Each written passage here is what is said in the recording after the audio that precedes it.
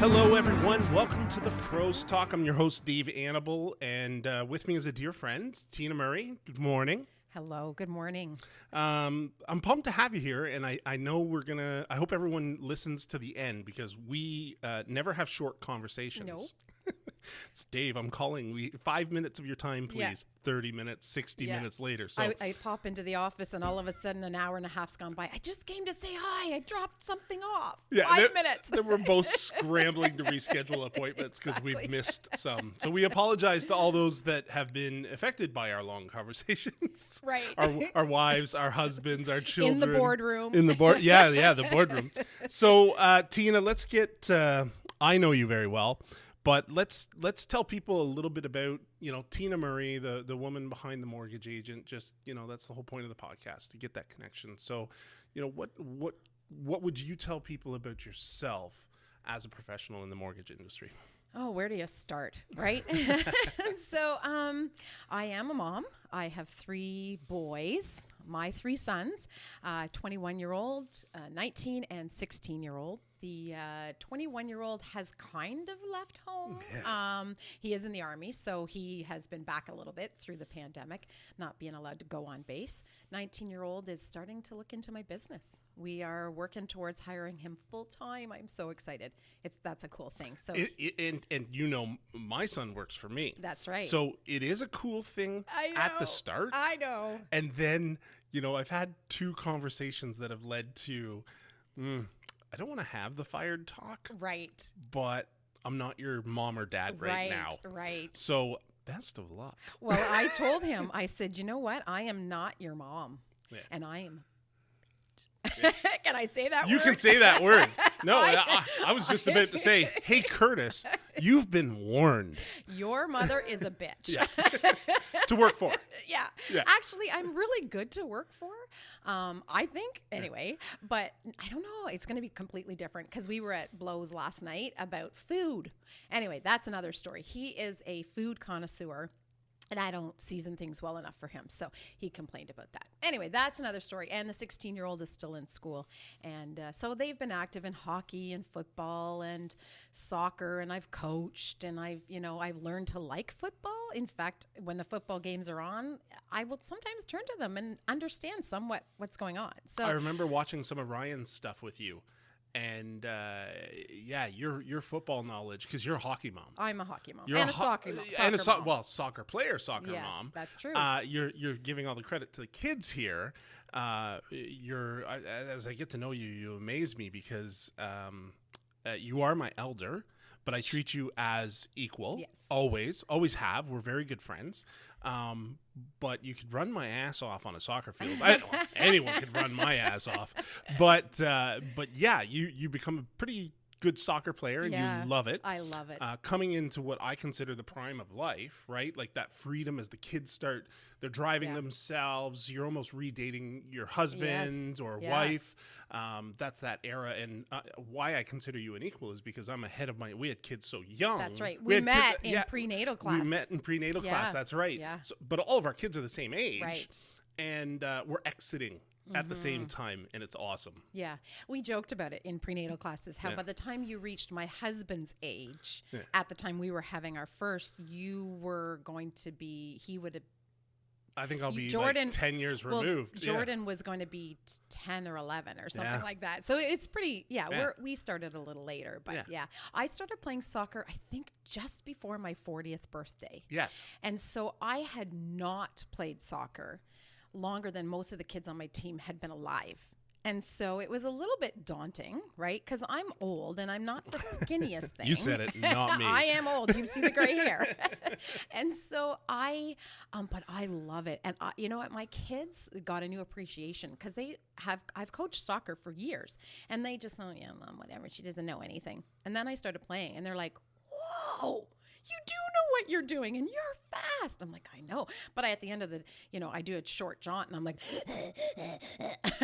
I'm dying. I'm so tired. But one of the reasons Jordan, I think, got into the interest of football was I remember just after my divorce and I was fit. I was in the best shape of my life because I devoted 100% to me. I'm not this Pooh Bear shape that I am now. But I played the men's full contact touch football league. No pads. Ooh. Guys going out on. Oh, there's so many injuries. I remember Shane was one of the players, and every year that man broke a limb. Oh my goodness. And we got to go to work on Monday. Mm-hmm. But I remember Jordan watching, and Marissa was there too. And I remember them, like I used to joke with him, like you don't know raw power and athletic ability until you see it. And he was, flag football or whatever they're playing at the school.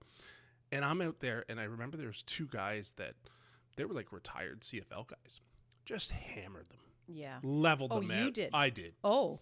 Like I'm a big guy. Yeah. And in shape, I'm bigger. I feel bigger, but I'm strong. And I remember him watching. He's like, "Oh, this is football." And I'm like, "Yeah, yeah, it's sheer raw gladiator." Yeah. But what I'm getting at is that chance to show your kids the athletic ability of these worn out. All they do is cook and serve us and clean and gripe and blah blah blah. Come on the soccer field, kid. Right. Exactly. I'll show you. Like they can outrun me for sure. Yeah. But when you're putting me in a position where I'm with peers, and I ended up playing 1 year in a competitive league. They were like, we're going to play in an old timers over 30 competitive league. And I was like, you want me? I've only played soccer for like 3 years, kind of thing. I'm like, I remember when you got picked for that. Yeah. Why do you want me? They're like, you underestimate yourself. But that was a highly competitive league with a lot of people who did had that played. Switch flick? Yeah. Yeah. Well, you, did the switch, did you get, you forget you're a mom and you got to go to work the next day? No. That's for me. Oh, no, because I was totally outweighed in skill. And the very first game, somebody two-handed punched me going back up the field. And I was like, right? No, I have to go to work tomorrow, people. Like, get a life, So I did the 1 year and then just went back to house soccer. It was my speed and I could actually keep up with these kids, And so, I was happy to go back to it. Missed it. I turned 50 last year and it was my goal. Oh, so you're opening all these worms. I was saying an equal and not saying age. It's out now. I don't care. It's a number, right? I loved turning 50 was awesome. Turning 40, I had a midlife crisis when I turned 40. Yeah. And just before we get sidetracked on something else, I am married. Yes. I have a husband. Okay, we'll take her number off, guys. I'm sorry. No. I just didn't want him to be left out. Yeah. So I live with 4 boys and a dog who's a boy. Yeah. My son got a cat. It's a girl, thankfully. Yeah. Anyway, so I've been married for it's like 2 to 5 now. Yeah, exactly. So I have been married 28 years. We've been together for 34. I just told you my age, so I can't lie and say I was 12. Plus, I mean, not to leave him out of it, but that's a testament to both of you. I'm a firm believer of yin and yang, and opposites attract. You guys are opposites. Oh, yes. And sometimes, I think everyone does it for me and Natasha as well, but sometimes I look at you two, or I hear it, or we're at a bonfire and I hear it, whatever, and I'm like, 30 years. Yeah. I was like, hats off to both of you. Yeah. Like, you're both standing still. Yeah. And we still laugh and together. And then throw 3 boys into it and chaos of hockey. Like, growing up, hockey didn't exist to my kids because I was not going to make that sacrifice for me. I didn't want it to either. And it took over your guys' lives. Oh, yeah. In a good way. Yeah, absolutely. It once you sort of immerse yourself into that, it's fun. I am one of those hockey moms. Yeah. Sorry. Yeah. Like psycho sometimes. I put myself I thought we were talking about Brent again. No, me. No, you're psycho towards Brent. No. Oh, no. Psycho, like I say that, but I learned to go into the box on our home games so that I had better control and nobody could hear me. Solitary confinement for the hockey moms. That's awesome. I have to watch myself very carefully. I get heated. I'm a very passionate person, so I get heated about things. That's how I feel on this thing. I've grown to love interviewing people and getting into it, but politics, money, stupidity. Yeah. Dave gets fired up. Oh, I know. And it's gonna happen. It's gonna happen here. I'm actually quite impressed. We were talking one day a couple weeks ago, and you had just done an interview with Bruce Wiley, and you asked me, did I I'm like, did I sound angry? Yeah, I thought you practiced great restraint. Like, I think it's weird because even now listening through the headsets, and we've watched 3 or 4 of these podcasts now for me, I sound different. you do, of course. It's not how, it's amazing how critical we are of ourselves.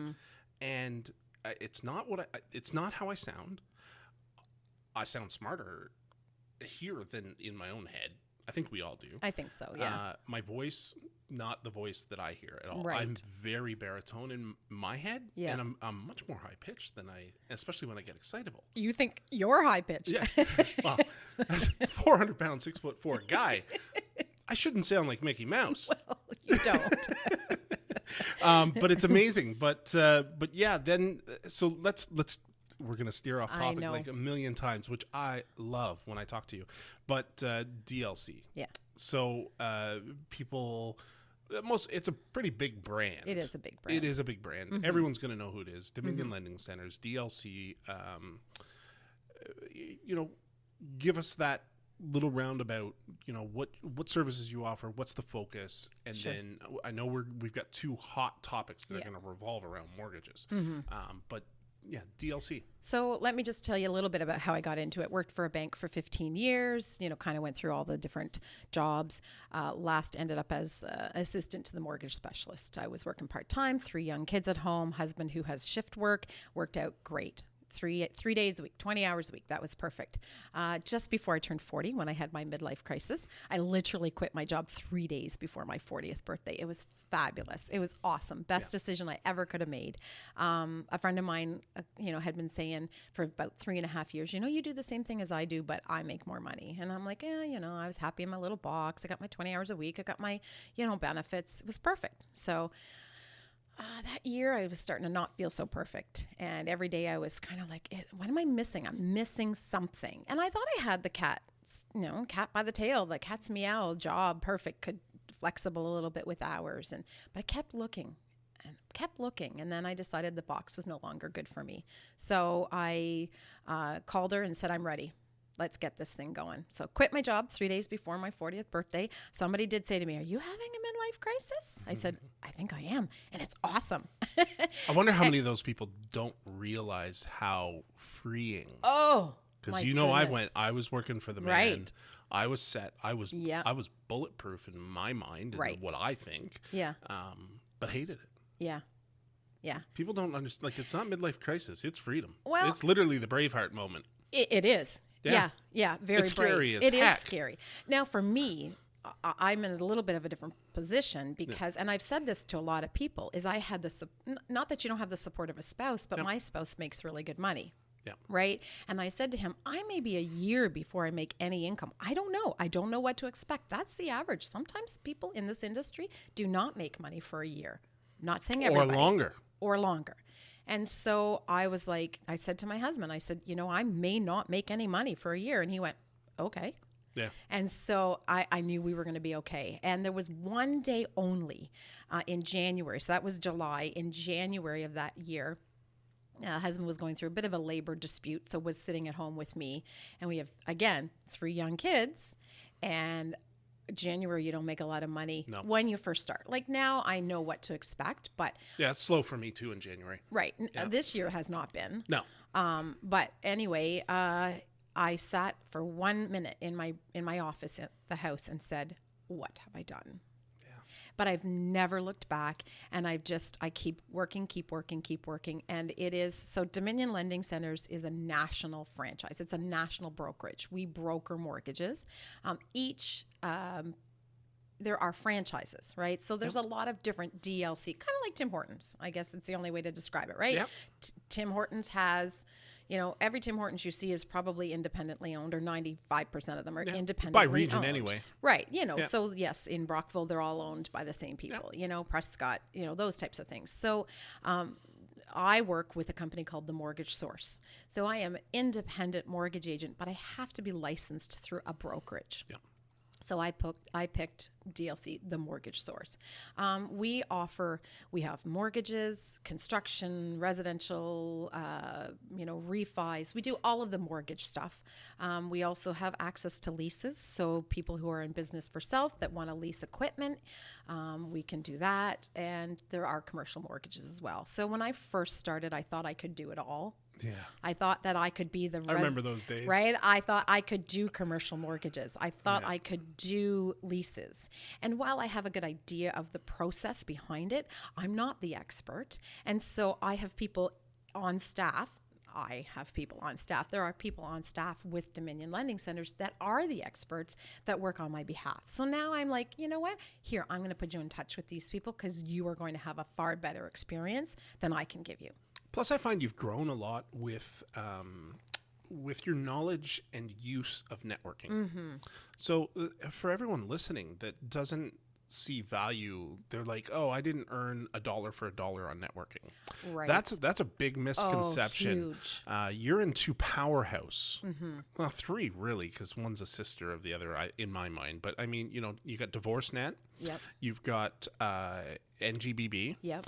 And the approved professionals. Absolutely. And then BWB, I know you're in a whole bunch, but those three I want to focus on because, I mean, when you've got people like Darren, myself, you've got financial guys, you've got architects, you've got builders. Yep. It's easier to cut your teeth when you're learning a new industry. Absolutely. And I know us personally, like I was your first construction mortgage. Yeah. That was my first construction of my own personal home. But I remember us having a lot of conversations and you were really nervous. Absolutely. And I wasn't. And I'm like, Tina, trust me, I'm not going to touch a draw. I'm going to whip through this. I'm going to beat the system. And I remember when we were done saying, I told you so. Well, what did I tell you? I told you were going to hate me. Yeah. So this comes from my bank days, right? Yeah. Because when I worked in the Yeah, bank. because it was really new. Yes, it was quite new. You were within that just ending that first year. Yeah. And so when I have done construction mortgages in the bank, it was a nightmare. Yeah. It was an absolute nightmare almost from beginning to end. And I remember going through it, knowing our clients. And I wasn't the mortgage specialist. I was the assistant. But these clients were mine as well, right? And so... Yeah, you talk to them, you get in a relationship with them, and then... Exactly. You're right, it's a nightmare. And so I told you, I'm sorry, Dave. You are going to hate me when this process is over. And we got into your house. And I said, challenge accepted. Yeah, and I was trying to set expectations, and at the end of the process, we were standing in your kitchen, and I think we were having just a little drink or something, celebrating you being in the house. And honestly, you said, Tina, you lied to us. Yeah. And I'm going, out of the blue, just right around the corner. Yeah. You lied to me. Yeah. I'm like, what did I do? What did I do? I'm so sorry. What did I do? And you said you told me that we would hate you at the end of this process, and we don't hate you at all. Yeah, and I think I gave you a big hug. Yeah, I did, because it's a very it's almost like entrepreneurship. You have to be an entrepreneur to be an entrepreneur. Yes. Have to. You're going to struggle and hate it. That's the thing about it, is that some people think or want to be, but they don't have the mentality. They don't have I see that them every day. Right? That drive. They just think that they can get up at noon and, work for 2 hours and make money. And you can't do that. And I shouldn't say that. I don't work as hard as I did in the beginning to get my business. I remember saying to my girlfriend, am I going to have to work this hard, like, for the rest of my life, like, to get business? And she said, no, it will come. I work hard. Don't get me wrong. I work very hard, but I don't work as hard mentally for looking for the business. That security is there. And I remember I used to be... You can say it. You don't work crazy stupid like I do. I do not work crazy stupid like you do, but I am also 10 years older than you. Yeah, I feel 10 years older. So I have earned that right. And so, I remember when I brought my first assistant on, I wasn't about making more money. It was about having more balance. Yes. Right? And so I think as business people, we have to get to that point. You can't run on all full cylinders forever. You have to get to the point where you can say, you know what? Jordan, I'm not working today. This is your baby for the next week, right? I think COVID's let me do that a bit, because I can definitely work more at home. Like, I can work smarter at home. Right. Here at the office, it's the phone rings, I see files, I see paperwork, I see invoices, And I see I'm the QuickBooks, opposite. I see mess. But if I'm home, I put my headphones on and I put my music on, and in half the time it would take here, Right. I can knock a project off. So my And office, more efficiently. My office is located in Kemptville. I'm in an accounting firm. So it's not my office, right? I have a little office inside somebody else's office. So I can close my door and just work at home. When I went to an office full time, I gave up my home office. I changed it back into a bedroom. And so now I sit at the kitchen table. Couldn't do it. And my oldest son was home from the Army for, basically from March 29th till middle of October, came home early December and just left a week or so ago, right? And so he's been sitting at my kitchen table as well. 16-year-old, home. 19-year-old has a job that works afternoons, so he's home until 2:30. So my day... And these are mama boys we're talking about. Well, I don't care what anyone says. They are. They so love if their mom. They're like a stray cat. It's gonna just, if you migrate to the sofa, if you migrate to the table, I know these boys, they're gonna follow and just rub just next to you, just this close to your cup. They're not gonna touch your cup, but they're gonna be that close. So no, I couldn't see the kitchen table working. One day a few weeks ago, everybody was home and everybody, except for my husband, were on laptops at the kitchen table. So I thought you said lap dog, and like I pictured those three boys just piled on top of your lap. No, I would be more inclined to sit on their laps. Yeah. Yeah, no, we were all at the kitchen table, and 4 of us with laptops, 2 with extra monitors. Ryan was on the phone with his girlfriend who's in New Brunswick. Curtis, was trying to work, and Evan was trying to listen to his school stuff, and it was just chaos. And I'm like, oh my goodness. So then Brent is now in the living room, and Ryan goes in the living room. The TV gets turned up a little louder. Then Brent comes back. I'm like, I have to go back to work. I just cannot do this anymore. And I've been back to work ever since. I think one day that week I ended up staying home because of a snow day or something. It was a bit bad in the morning, and I'm like, I've got to go someplace. I can't do this by 11 o'clock. I was I wonder how many people have realized this through COVID, because a lot of people work from home religiously. I mean, right.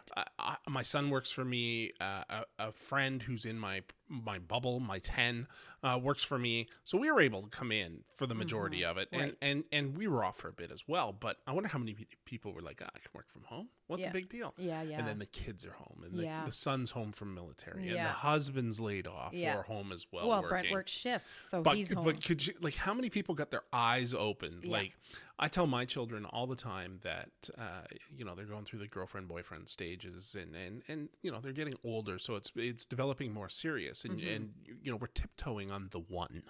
The one we hope's the one. And I it's a difficult choice. And I'm like, it's not that you got to spend the evening over supper at a restaurant together every waking moment together. Yes.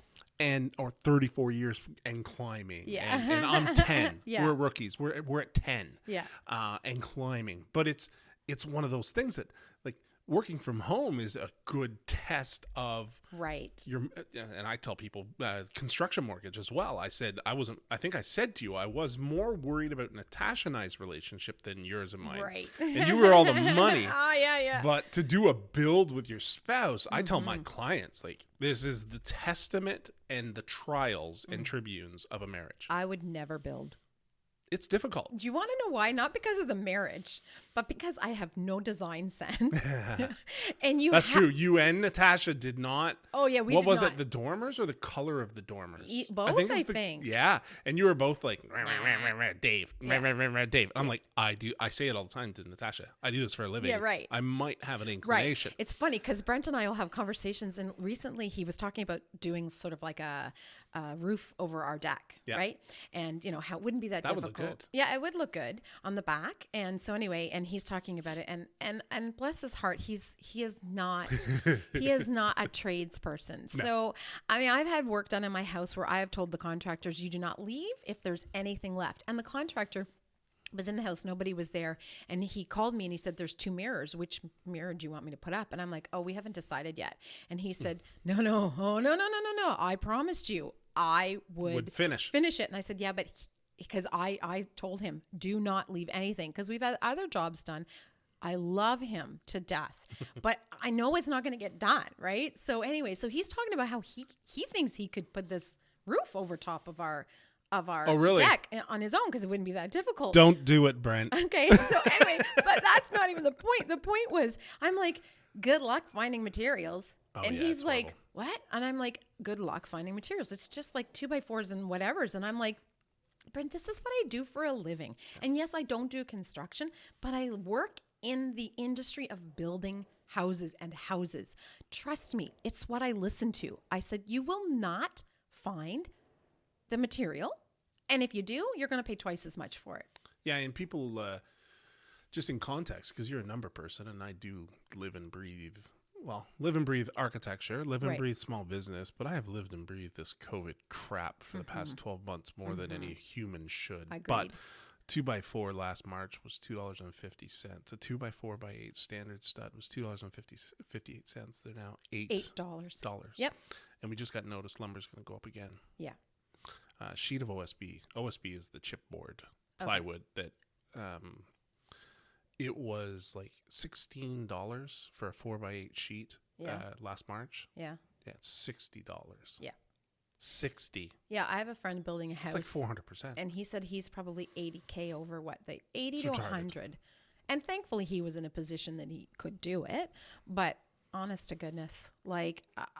That's a great segue into what we're going to talk about. Exactly. Because I'll tell you, I shared a post on Annable Design's Facebook page, and it was Kitchener, I believe, and a semi-detached dwelling listed for $500,000. Now, the article said it went $300,000 over asking. Oh my goodness. It went $309,000. Let's just round down $10,000, because you and I can reach in our pockets and pull out $10,000. Yeah.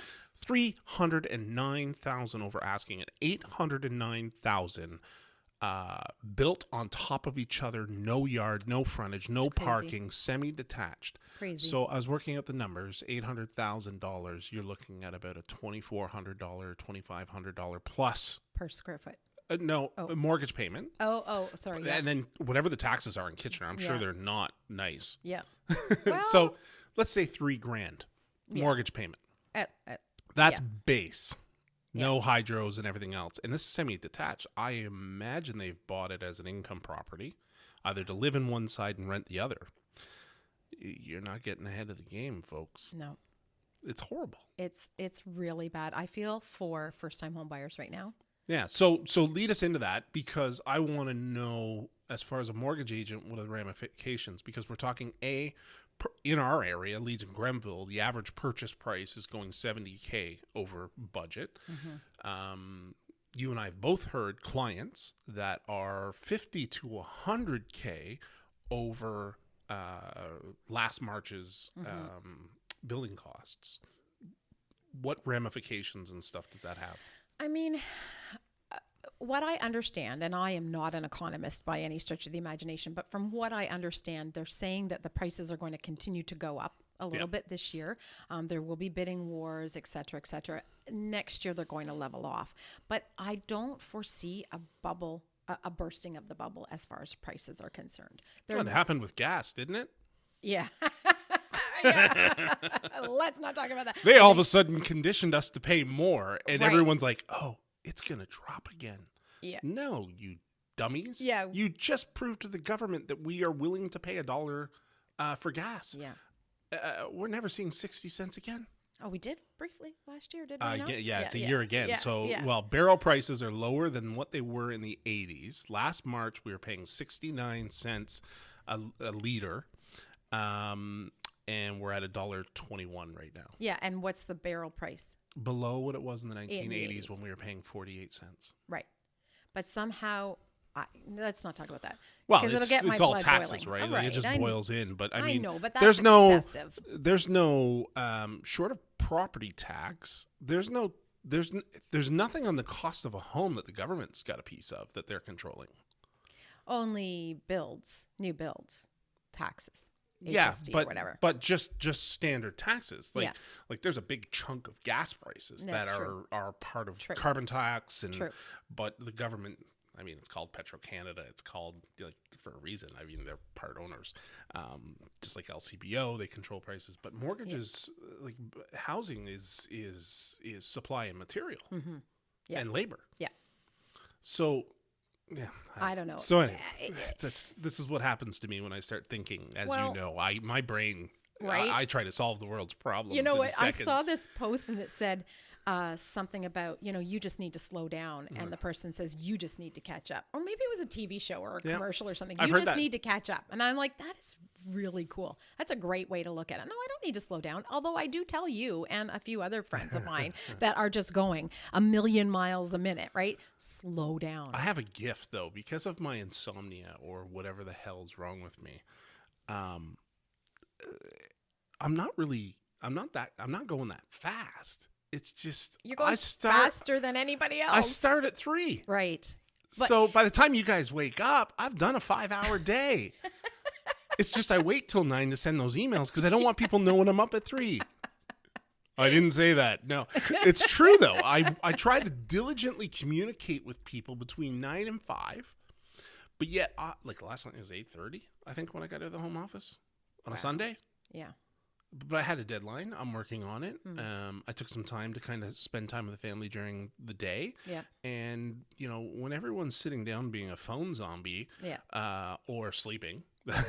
You might as well work. I'm working. I get a cup of Joe and I go. Right. Yeah, well, there's lots of times I drive by your house and you're in your office. I can see the light on in your office. And I'm like, go to bed or whatever. Like, what are you doing? I don't sometimes. Plus, I mean, I tell people sometimes that, I'm painting a picture with my clients all the time and I'm creating. So, we do close to 1,000 homes a year and, that's 3 a day. Wow. But they're all original concepts, That's the right. majority. So if it comes to me, I got to sit down and do it. Or I guess songwriters, novelists, all this stuff. It's the I gotta creativity. go. And you know what? Funny enough, that's what I love about my job. Yeah. Is I love the creativity. And a lot of people will say, how can a mortgage be creative? But it's thinking outside the box. How do I make this work? And I've done lots of mortgages where I've been, this isn't working. And then I'm like, what if we switched this and put it here? Almost like a puzzle, right? And then it works. And then it's so fun to say, you're approved, right? Like I have my assistant is also a mortgage agent and she's just learning and just getting started.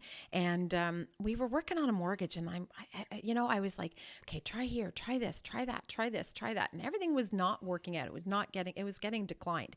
And then I took a step back and went back in at it. And I was like, whoa, we have gone about this the wrong way. I said, send it here. So we were looking at B mortgages, private mortgages, second mortgages, and we just got it approved at an A lender with A rates. And we're just waiting for the appraisal now. And it took me a second to step back. We hit our head against the wall with all these other options, which one of them would have worked, I know, but it wouldn't have been the best deal for the client. And now we were able to take a step back and we got them a fabulous mortgage.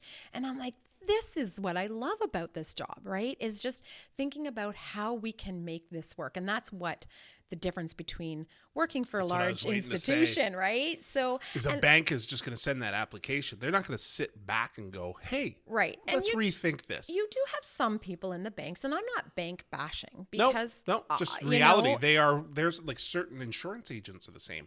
They have a limited source of brokerage that they're able to do. Right. We have access to 30, 40, 50 lenders type thing. And I don't use that many because but it's the availability. And it's, and you're working on something and all of a sudden you get an email from a lender you've never used before and you're looking going, this is what I need. This is, or save that in your back pocket for save it in another your back pocket, situation right? that Just comes up. diarize it in your brain. And so that's what I love about it is then there are some lenders that will, you can have two lenders that are identical, but this one offers you for rental properties, let's say, rental offsets. Yeah. The Well, rental like you said, offset. commercial leases, Right. commercial mortgages, residential buy, residential build, commercial build, commercial buy. There's lots of things. And I remember when we were going through mine, and full disclosure, you're allowed to talk about mine because I think it was a unique situation, and two of your hot topics. But I mean, when you first said, A lender, B lender, C lender, and I was like, huh? Yeah. Like, are we not just going to B for bank? Yeah. No. And it was it it was literally related to the interest rates and conditions. Right. I think that document just gets thicker and thicker and thicker the further down the alphabet you go. Yeah. But the thing about it is now I love construction mortgages because they are so easy. And I have lots of colleagues. I have lots of colleagues that will say, oh, I don't know anything about construction mortgages. Piece of cake. The only thing is this past year. Yeah. This past year has been a little difficult because of the costs. Yeah. Sometimes the costs of the build have exceeded the value of the build, right? So when you're going into a construction mortgage, we look at your plans, we look at your costs, and then we have an appraisal done on the as completed value. Yeah. And because the costs have been so great, sometimes the value is hard to get. So I want to get two questions on that because I have an understanding of this. So typical build, 4 stages. I know that. 4 draws, 4 stages. How much has that affected the draws if the appraisals are coming in low, if you've experienced this? Right. So I go for my foundation draw, that's 45% of the build. The appraiser comes in, says that's $90,000 of the project.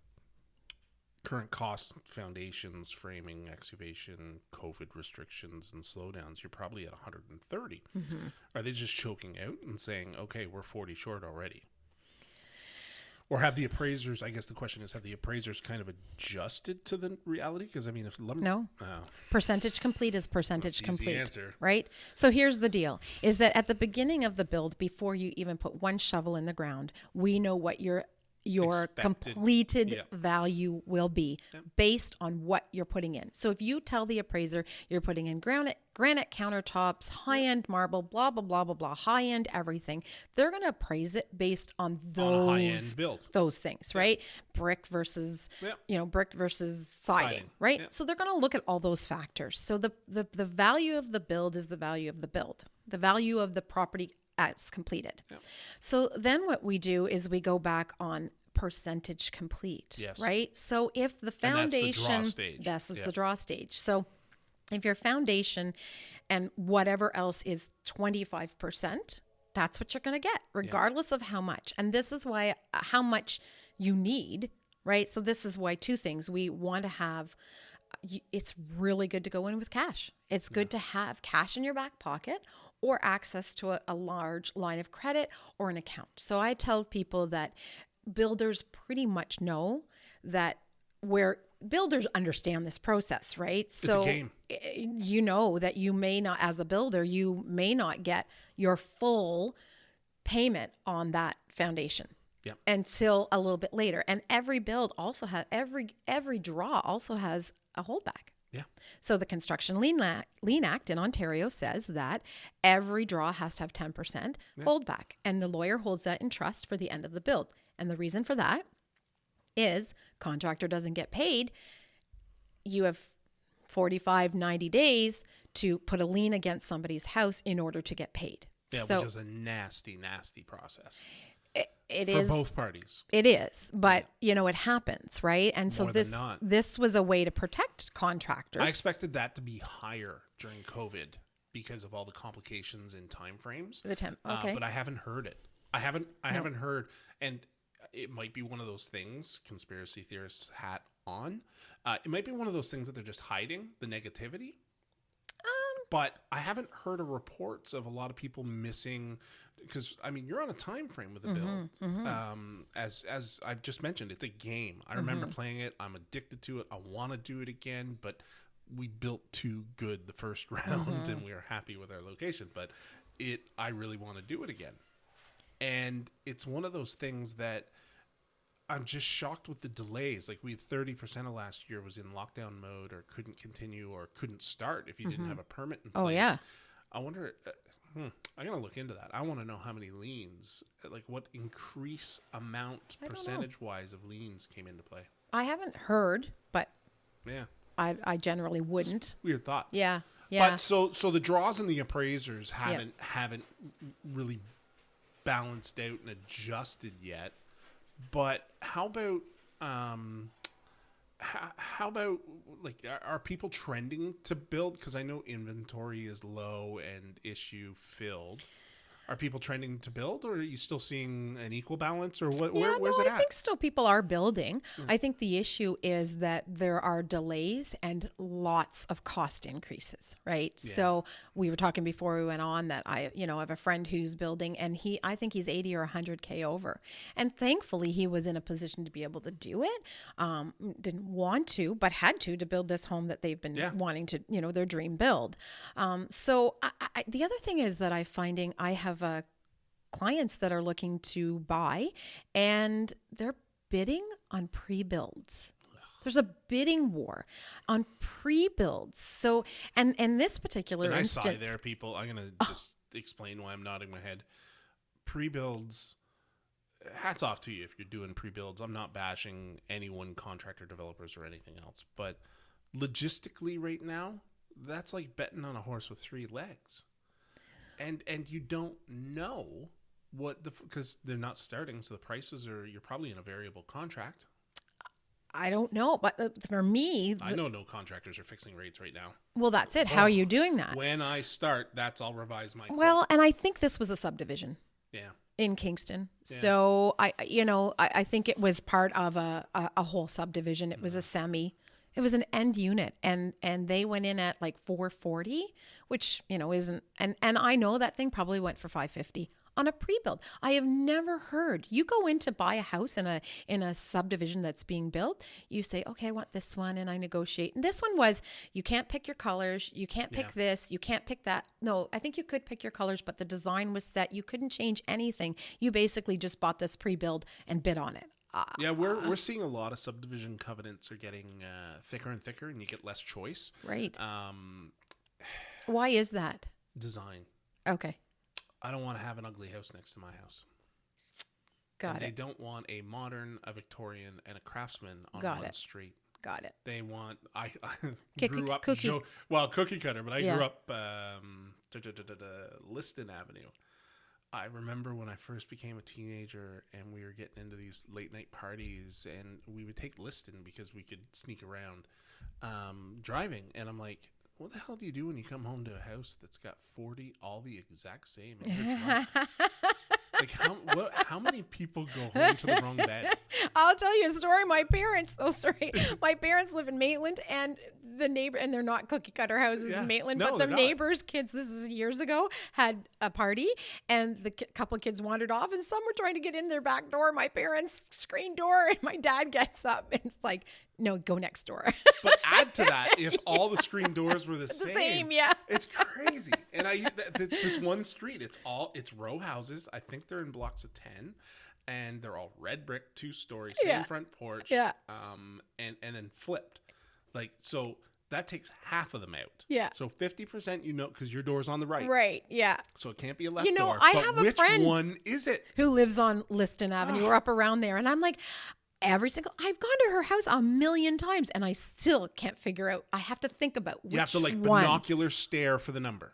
I don't even see the number on her house, so I don't even know what the number is. They make them so tiny. Yeah, so I'm like, yeah, I get it. Like, wow. Or we're getting old, and they just seem smaller. We're blind. I don't know. That's the glasses. Yeah. I never used to wear glasses, but I'm close. Yeah. You just wait. Close. You wait. Close. So that's cool in that retrospect. And one of the things with the builds, and I'm going to tell everyone, it's so rewarding. If you like a challenge, like I say, it's an addiction, I think. And I knew when I started it that I was going to catch that bug. Because I had to prove you wrong. I had to make sure that you weren't going to hate me and that I could do it. But it's... So putting some blood, sweat, and tears is definitely one good way to save money. But if you need a contractor, then you're going to pay the price, right? Yeah, I think it goes back to the same discussion we had about entrepreneurship. If you're not... I'll tell you, the building code in my industry, you're allowed to draw your own plans. You are allowed to take liability to draw your own house plans. Even if the second you're deemed incompetent, okay, and the building official has to tutor or educate you on matters of life safety, okay, it's revoked. So here's the question. Can you do your own plans and then get a contractor? Brent's listening to this. We better not say that you can do your own plans for your roof over your deck. No. It just came back to me. I'm like, oh, shoot. Poor Brent. He's drawing it as we speak. Sorry, go ahead. So if you are doing your own plans, can you get a contractor to do the build? I don't know if you could. I mean, would a contractor build? Well, let's put it this way, with no disrespect. That would be handing a dinner placemat from your favorite restaurant drawn in crayon to a builder that's used to seeing professional drawings, right, and asking them to make sure it looks the way you envision. Yeah. Any smart contractor, in my opinion, should walk away. Right. Makes sense. Yeah. And I know a lot of the contractors, especially in the approved professionals, will turn around and say, you need to hire Annable Designs or one of the other members that are in architectural design or engineering and get this done right, because they're not legible. But I know a few that have made their way through. It's a dangerous thing. It's not about regulation, and I don't think mortgages is either. You know, you put your heart into making sure somebody's getting the right deal to suit their family. That's right. House broke. Nobody wants to be house broke. Right. With architecture, I think it's the same thing. Is there's a lot of life safety stuff. Absolutely. I joked about it numerous times through COVID with the schools not being in, and everyone's like, "Oh, you're really busy. You know, summer's coming," and I'm stressed. I'm stressed about summer because that's my busiest time of month. It's not January speeds. It's June speeds. I'm worried about.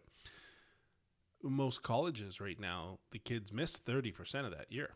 Right. So the one question I pose to anyone: do you want somebody that just graduated who missed 30% of their graduating year designing your home or signing your mortgage, excuse me, or writing that insurance deal, or 30%? Wow.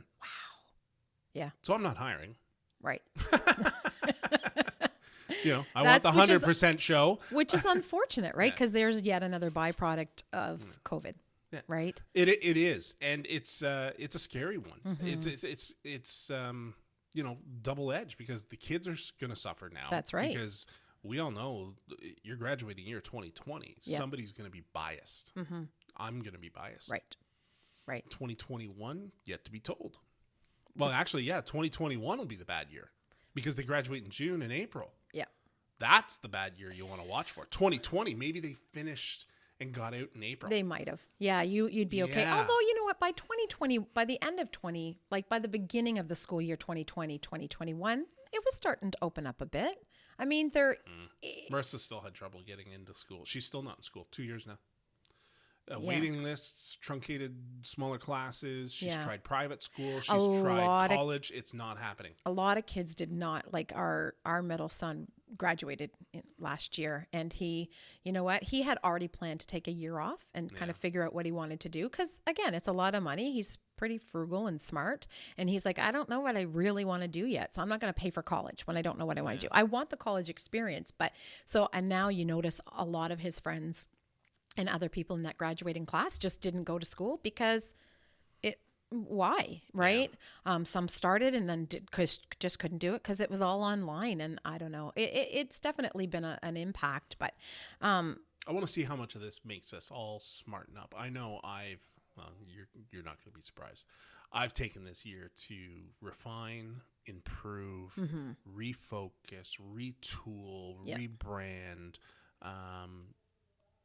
It's one of those things that I wonder how many people are going to do that. How many people are going to or have took that year to refocus? And I think you'll find a lot of people have, to determine what is really true and important in their lives. But I've told you lots of times, you know, you need to do this or you need to do that. And actually your wife has said that I'm the only person who can tell you what to do. Pretty much. Pretty much. And I was hoping for, I hear some yelling in the background, so I wasn't here. Yeah. That's weird. The hearing center must have somebody that's really deaf. Oh, is that what happens? I don't know. But we've been in business. Yep. And I'm going to toot my own horn. You correct me as I want. I do a lot of that. I say I'm going to speak for you for a second. So as we said, I'm the psychotic workaholic. Yes. I'm a number guy. Yes, I'm are. a strategist. Yep. I'm like your worst enemy. Yeah. You don't want me wanting to prove you wrong. Right. Because I'll grind it. So we got into a business and we were looking at doing some pretty wild stuff. And you're the number. I mean, as much as I say I'm the number guy, I'm the bookkeeper guy. Yes. I'm the bookkeeper guy and the strategist. You're the finance. You're the face. Definitely, I'll give you that crown over me. But we were looking at doing something, and we sat down in the lawyers' meeting, and we went through stuff. And this lawyer knows us. Yep. Both. This is hilarious. So we have this company. We get everything signed, dotted, and sealed, and you sent me a thank you card. And what was your title? El Presidente. And what was my title? Secretary. Vice President. Vice President, but it was more deemed secretary. So the funny part is that the look when we went into the lawyer's office, and we never told them how we wanted to structure That's why this. I told the story the way I did. We go. We never told the lawyer. And so we get in there, and the assistant is like, "Okay, sign here," and the look on your face when you saw that I was president and you were vice president. I didn't see vice president. I saw secretary. It was vice president / secretary, and I'm staring at secretary, and I'm like, "What the?" I did. I was like, "What the hell?" And not in a negative way, not where you need to be, but I'm a sarcastic guy. And the assistant that was in that legal firm, I looked up, and I was like, "What the hell's going on here? Like, do you know who is who in this chair?" I was like, I'm not the note taker. She's like, after you left, or the next time I saw her, I said, "Did you do that deliberately?" And she goes, "I never even thought about it." Yeah. You know, I think we both went in making assumptions. We never talked about who was going to be president and chair and shares. Yeah, and blah, blah, blah. yeah. It was two friends that wanted to, or saw an avenue to try to make money. Yeah. And I was like, "Are you freaking kidding?" Like, and so I had to get you to sign everything. I had to get your approval. Yeah. And I'm like, I'm the one doing everything. Wouldn't You it be did easier? everything. Wouldn't it be easier for me to ask me to sign than having to get Tina? Yeah, but then there's been a couple of times where there's been some ideas, and actually, in fairness, they were mine. 100%. And you ran with them, which was fabulous. So then we'd be in meetings with people, and people would say, you know, look, like, I think they just thought I was just some passive little person sitting on the side. And then I'd be like something, "Well, that was my idea." It was? Yeah. Yeah, I just let Dave go. Yeah, that's a lot of people have that misconception because I'm loud, I'm center of attention, I'm a go-getter, I get stuff done. But I'm a poke the bear guy.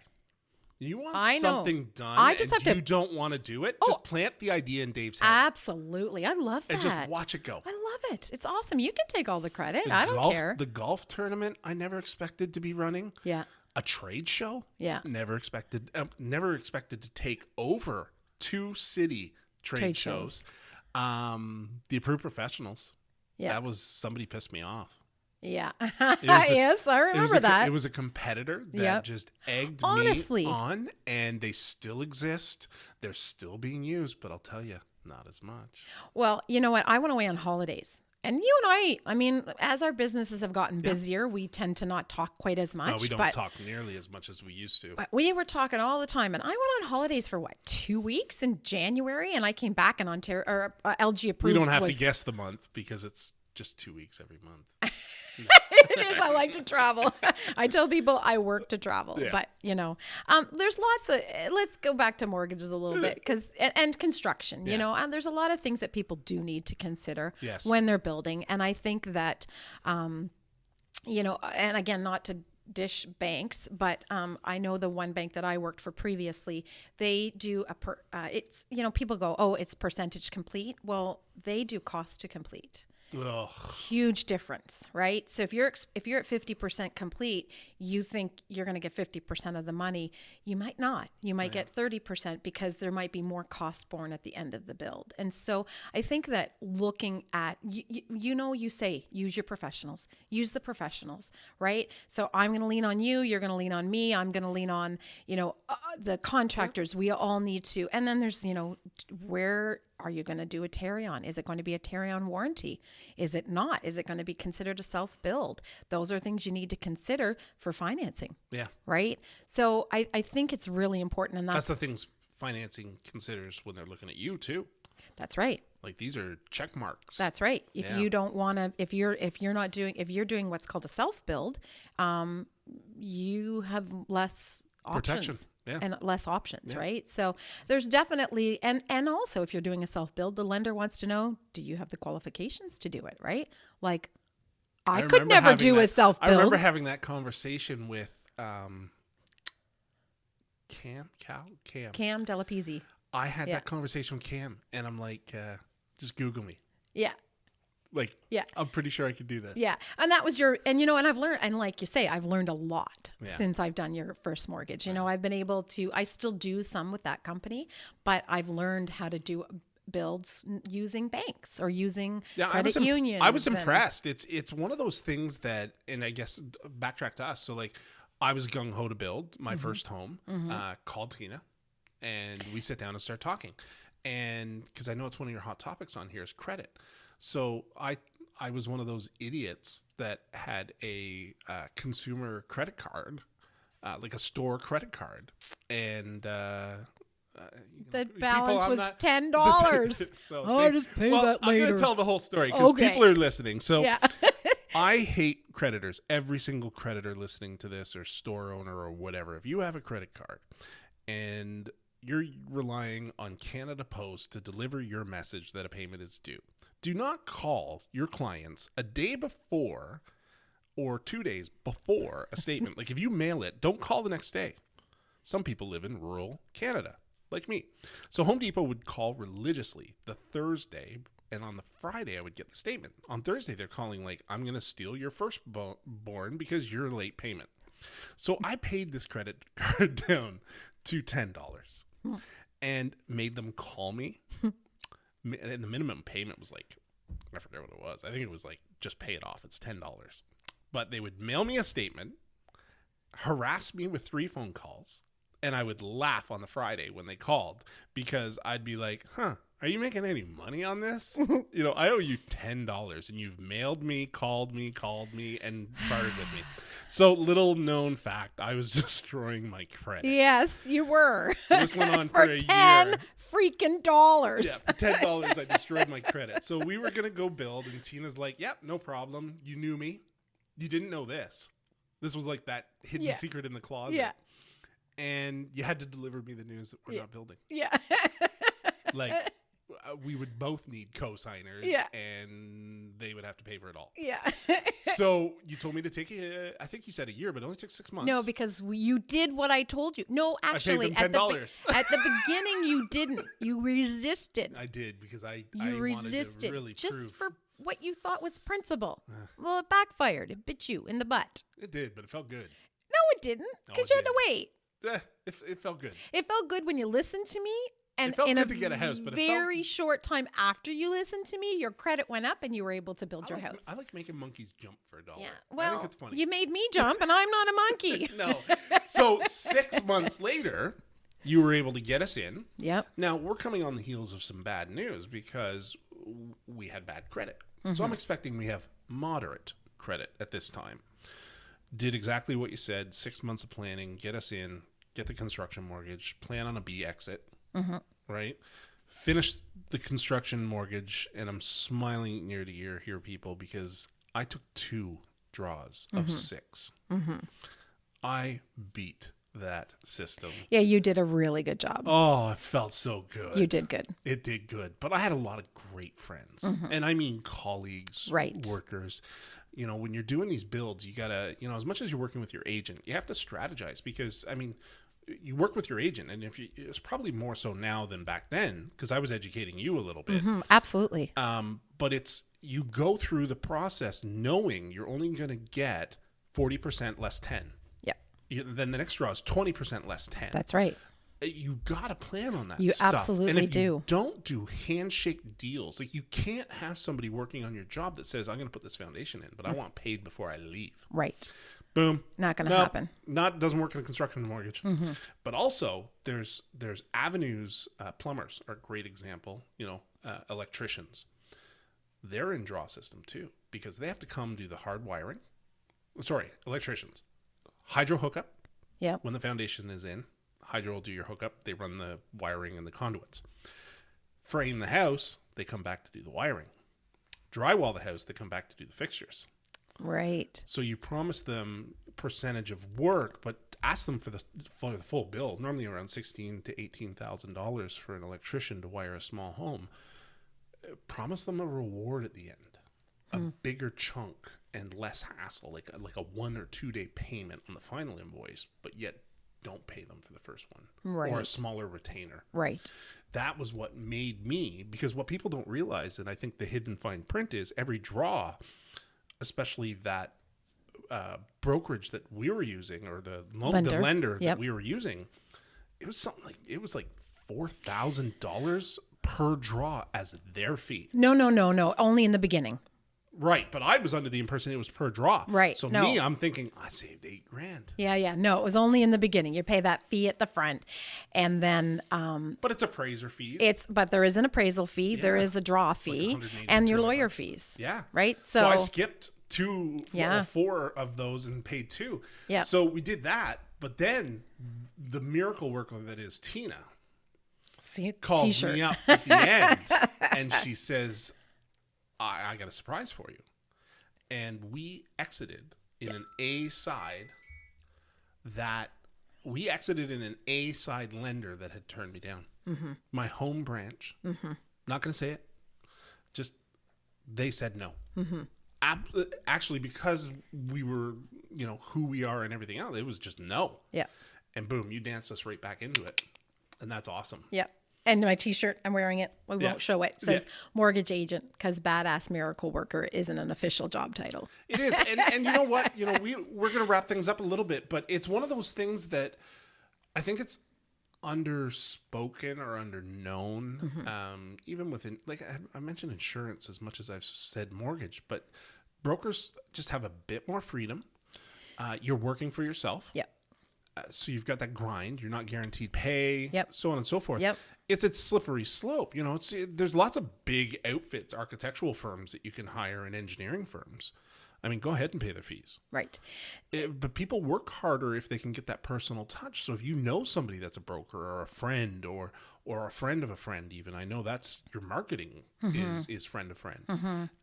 It's worth it. I think the thing for me is that I had a lender, a credit union, a local credit union. The person I refer business to for them, she sent me a handwritten letter this year that said, "Thank you for the crazy deals you send me.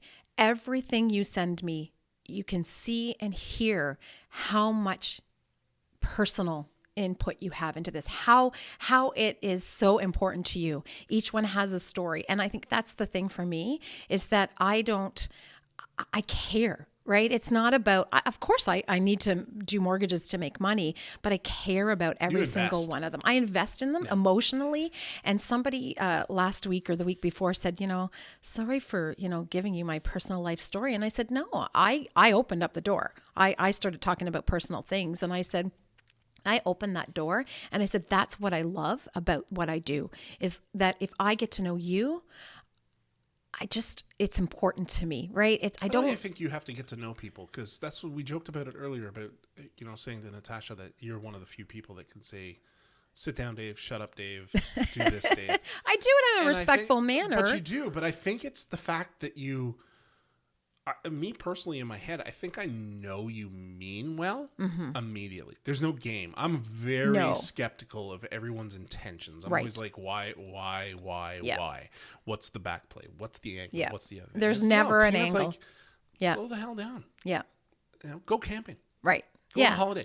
And it's just, and to me, it's balance. But if you honestly care about what you do and about who you're doing it for, that's what matters, right? And I'm always going to tell people I'm never going to do the wrong thing for somebody. I said, I have a hard enough time sleeping at night as it is, let alone if I honestly thought I wasn't doing the right thing for you. So I just. So do you see yourself? So we've been in that house 9 years now. 9 years since you've done my mortgage. Yes. And if I was to do a build today, because you were scared shitless. Yeah. I remember.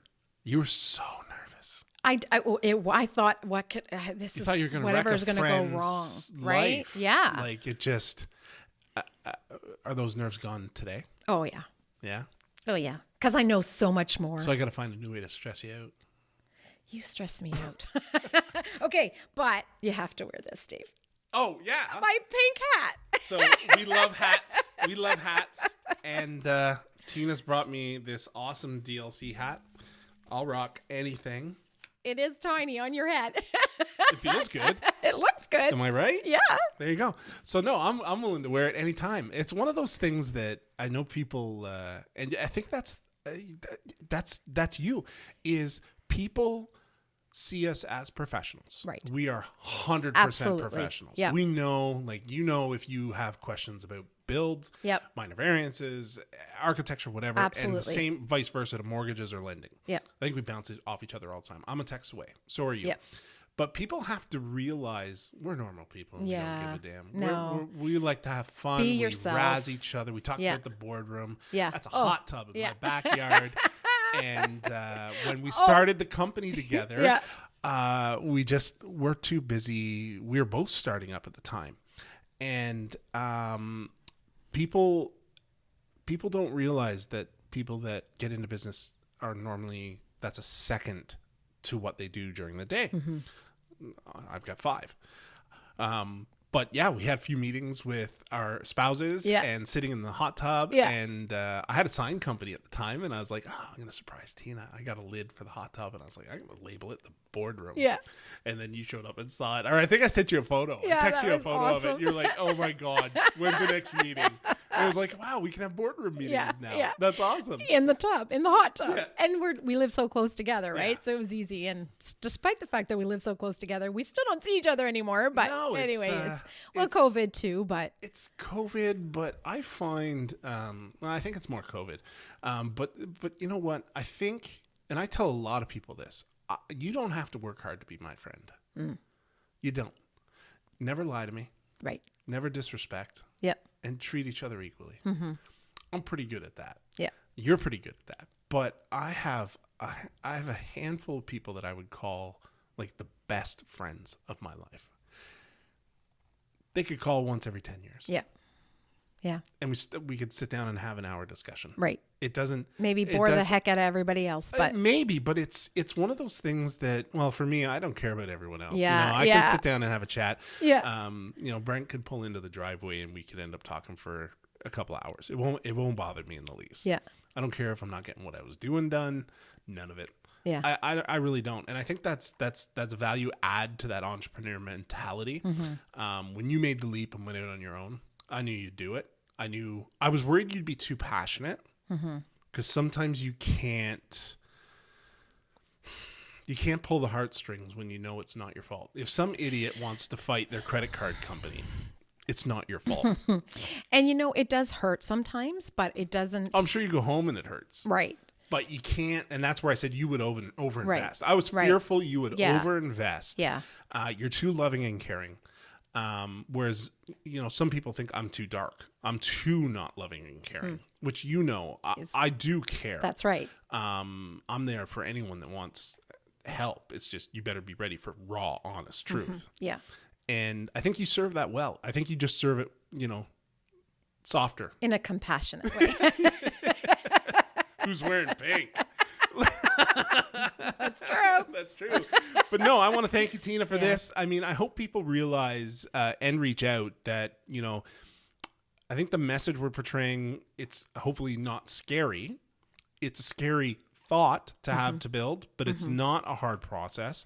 But purchasing has its own hurdles as well. Absolutely. And maybe we'll have you back and talk about, you know, the purchase aspect of it. But the construction, I was, like I say, and I'm going to find out about those liens. Yeah, I'd be curious. I just, there's so much that they're not telling us that they're just, if it's not priority to be focused, I have a feeling it's just not being there. So thank you. You're welcome. Thank you. Thank you. Thank you. It was a lot of fun. I hope you had fun. We did. Thanks, everyone.